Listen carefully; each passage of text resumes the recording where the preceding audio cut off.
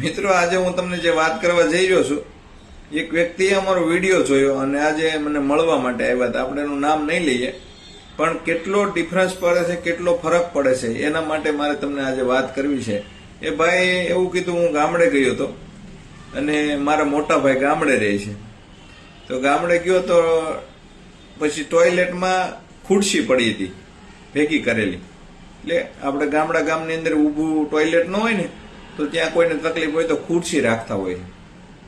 તો મેં પછી બહાર આવીને પૂછ્યું કે આ ખુરશી કેમ, આની અંદર કોને તકલીફ છે? તો કે અમારા ભાભી હતા ને, જે એના મોટા ભાઈના ઘરેથી, એને થોડીક તકલીફ, એટલે એ નીચે આમ ટૂંકમાં બેસી ન હોય કે, એટલે ખુરશી એના માટે રાખી છે, એવું કીધું એના ભાઈએ.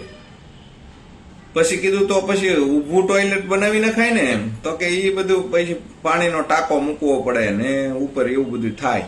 એટલે કે કાંઈ વાંધો નહીં, ટાંકો મુકાવી દેવાનો છે અને ઊભું ટોયલેટ ને આજને આજ જ બનાવવાનું છે.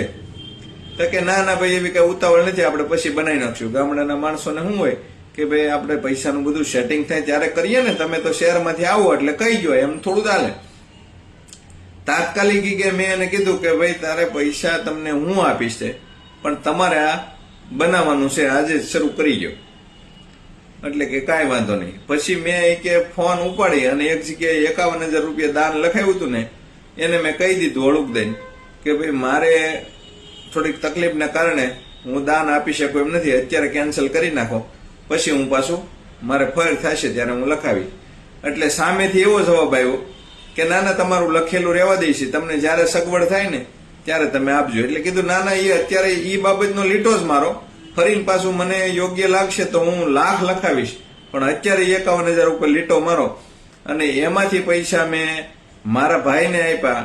અને જો મારા ભાભીને તકલીફ હોય અને એક ટોયલેટ બાબતે આવો પ્રશ્ન હોય તો મારે પછી ક્યાંય દાન કરવું નથી, એવું મેં નક્કી કરી લીધું. હું તમારા વિડીયો મને કે અવારનવાર જોઉં છું, એટલે મને લાઈટ થઈ ગઈ કે આ કરવા જેવું છે, તો મેં એ કર્યું છે. તો કેમ રહેશે? મેં કીધું બહુ સારામાં સારું રહેશે.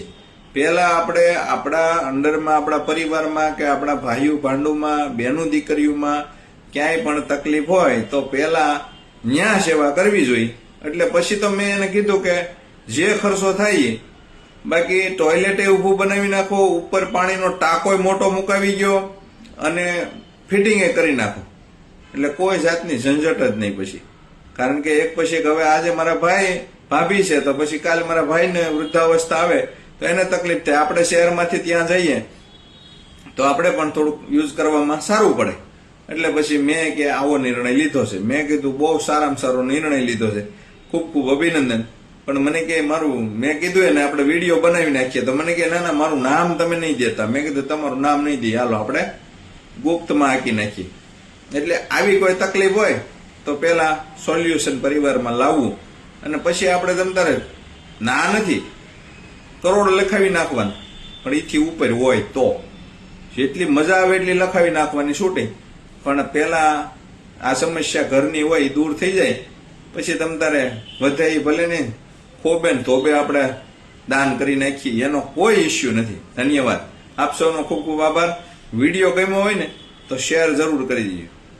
ધન્યવાદ.